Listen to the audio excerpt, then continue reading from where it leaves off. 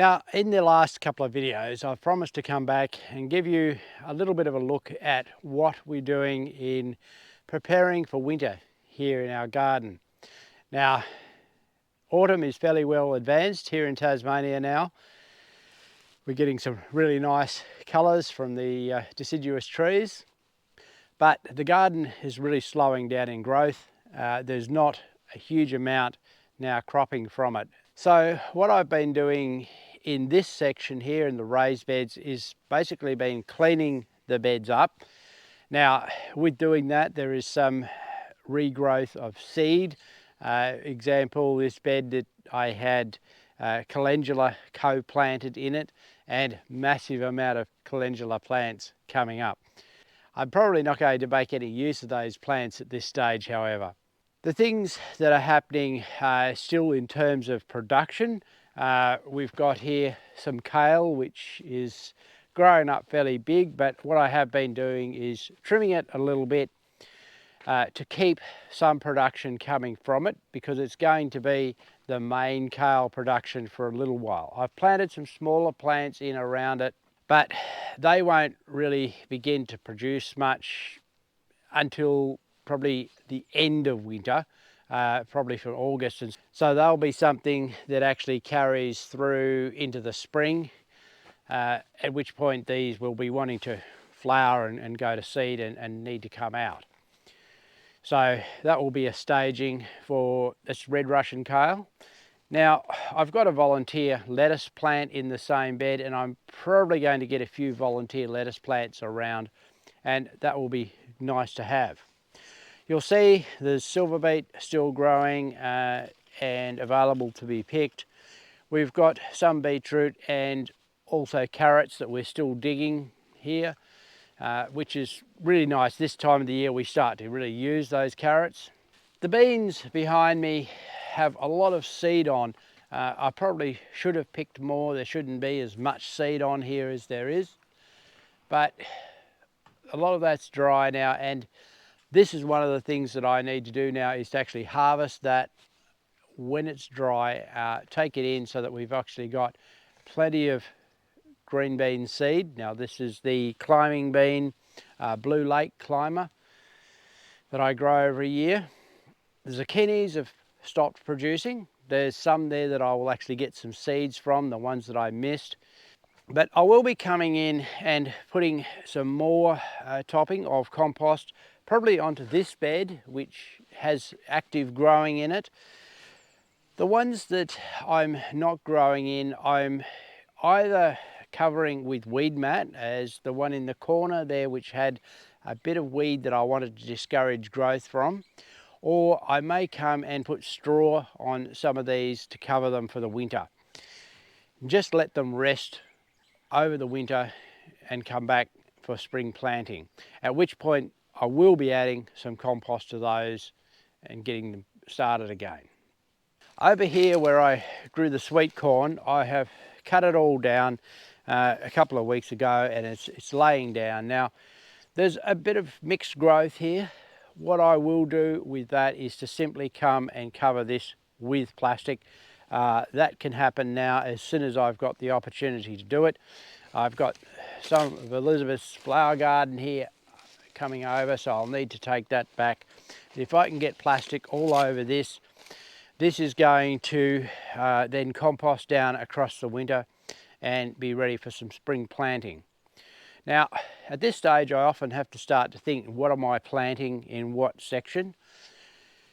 And I believe this section is going to have tomatoes in. That's my plan at this stage, though I'm still a little bit uncertain and may consider planting them somewhere else and coming in here with potatoes instead. But it will be either of those coming in.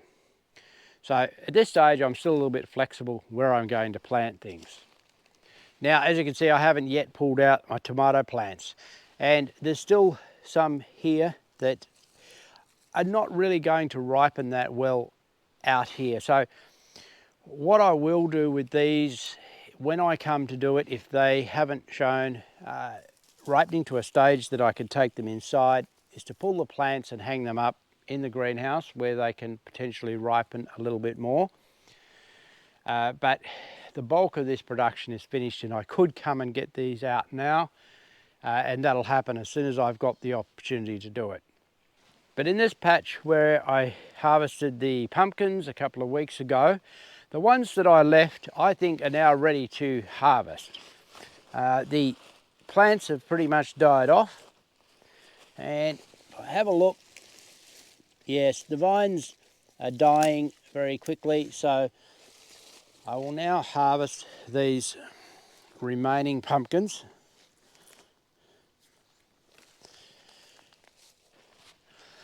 A nice big one against the fence here, and I moved it last time where it had been sitting. It had a flattened section jammed against the fence, but that's a beautiful specimen of a pumpkin. Again in this corner, now this one, the vine still has some life, but the leaves have died, so there's really no point in staying longer. It only risks damage to the pumpkin. And what a pumpkin. This was probably the biggest of all. Again, it's got a mark where it was sitting against the fence, but that's a great pumpkin. Oh, another mark there. In this corner, there is a fourth good one. So we'll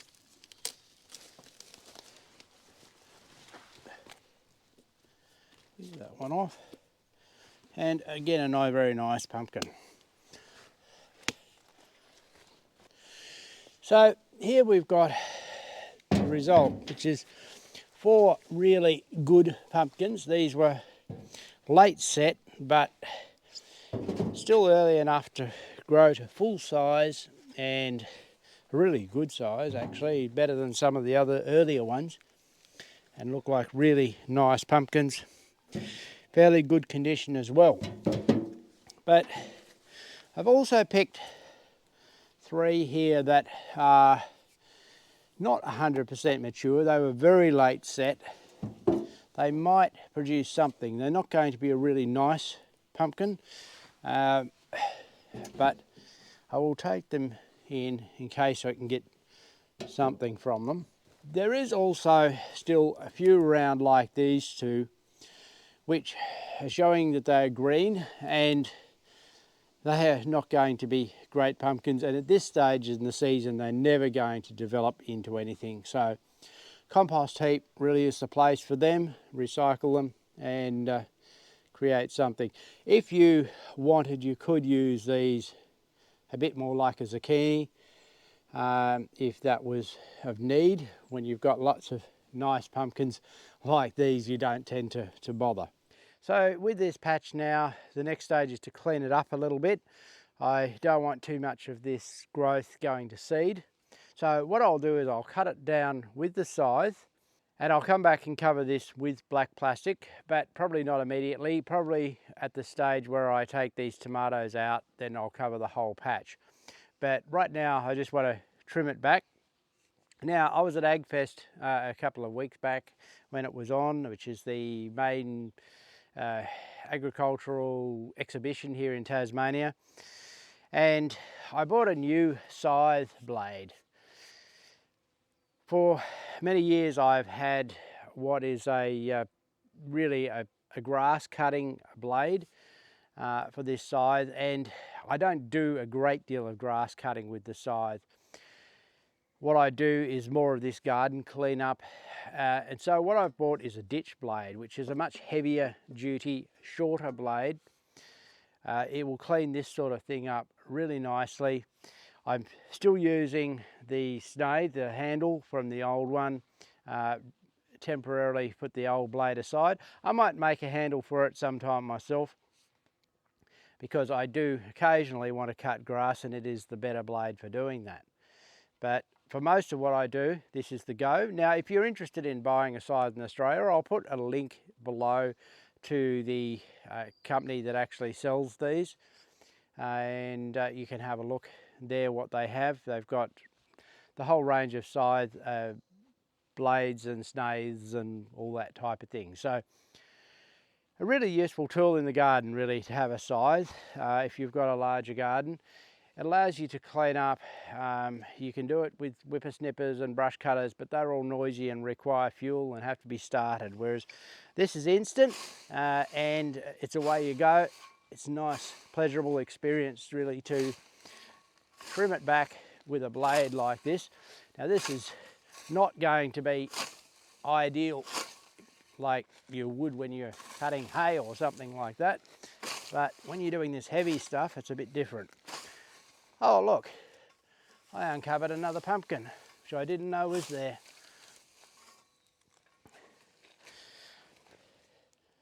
Hiding underneath, there's a pumpkin. I've cut it a little bit, and yeah, it's not too bad.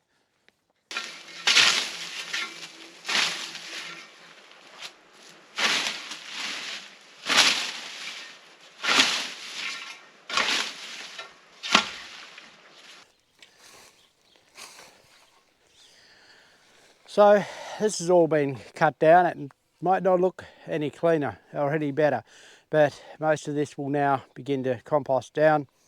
And like I said, once I've moved that, I'll come in with plastic. And it can compost over winter. What's coming in here next? I think it's going to be the early potatoes that will come in here. So good compost, I'll be able to pull the plastic back. I'll probably then rotary hoe it and plant early potatoes. It's a good corner for early potatoes. It really gets warm in here with these fences around. Winter sun really heats it up still, so it'll be good. Now Elizabeth has been here in the greenhouse doing some weeding. She's cleaned up what I haven't got to. So it's a bit tidier than it was last time you saw it.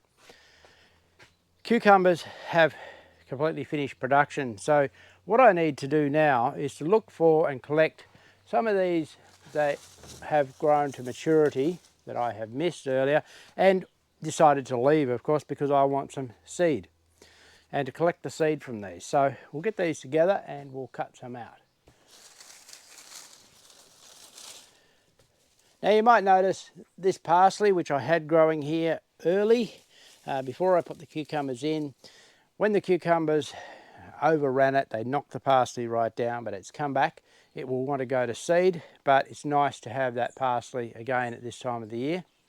Now I have here 5 cucumbers that I'm going to look for seed in. Now what I'm interested in these is the nice mature seed. So let's have a look what we've got.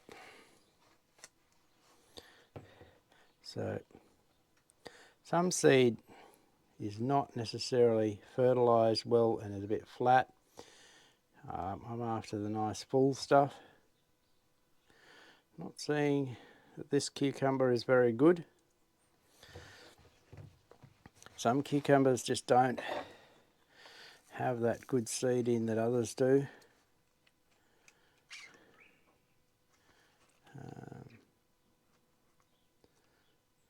Yeah, I'm disappointed in that one too.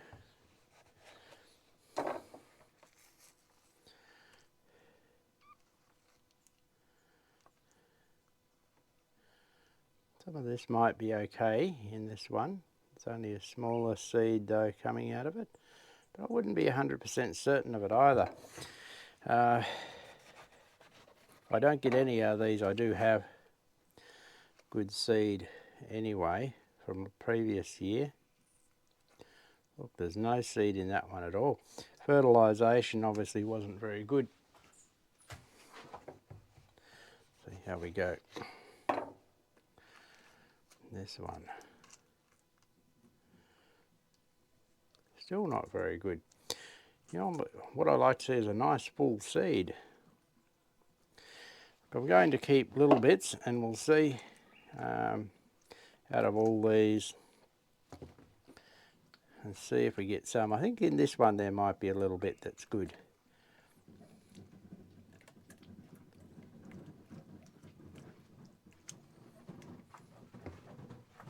But yeah, it's just a matter of crushing it.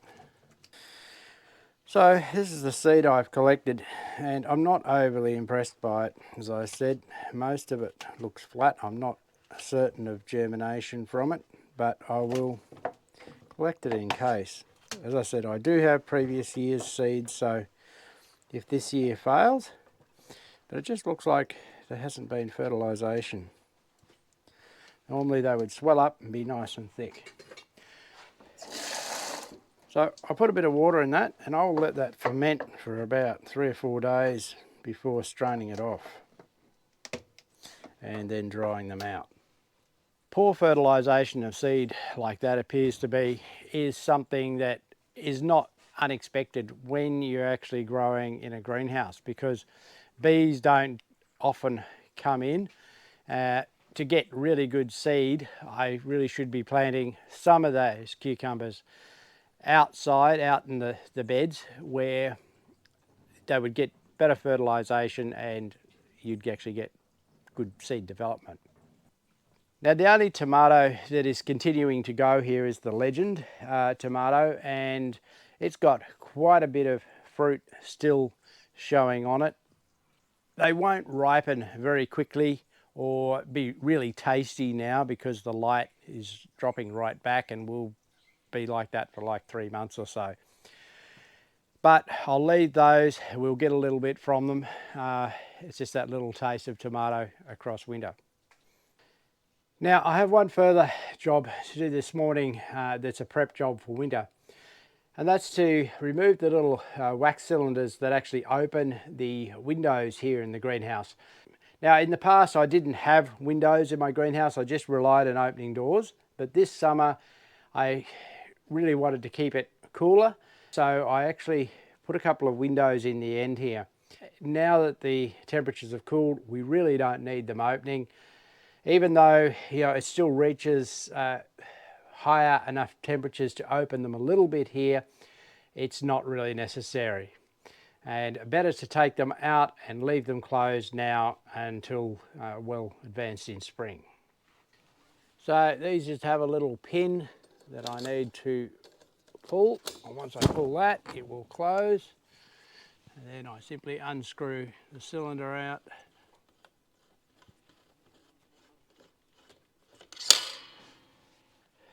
Now I think the best place to keep the pin is actually in here where it goes, so that I find it again next year, and that will be right for the winter. This section of the garden I grew potatoes in this year, and as you can see I've been digging them. I have probably 2/3 of a row left still to dig. That'll be probably finished this week. I've been doing a little bit at a time, getting them out and getting them into the cellar. Now that we've had a little bit of rain, however, like the last lot were damp, and that meant that I had to put them on the rack to dry before I could actually store them properly. So that slows down the process because there's only so many I can dry at a time. But I'll have to clear those off the rack, dig these, and then this section will be finished. Before it gets too wet, I would really like to actually run a rotary hoe through this section of the garden and then seed it with probably oats will be best, to give some green manure over winter, because I'm really still wanting to build up the organic matter in this section of the garden. The potato crop here has been really good again. This section has been really good on potatoes ever since I started. But the top section where I grew beans and also I had some wheat there, the production up there isn't nearly as good. It's just a little bit dry and very high clay in that section. So that really needs to be improved. So that's really all for this video. As you can see, it's just really a wind down now in the garden, basically covering things with plastic or green manure, a little bit of straw in some places, cleaning up, getting ready for that fresh start when spring comes along. I might plant some broccoli in the greenhouse, but apart from that, There won't be a lot more planting. There'll probably be some volunteer in terms of lettuce coming along, which will be good. Anyway, that's all for today. Hopefully that's been helpful to you, and thanks for watching.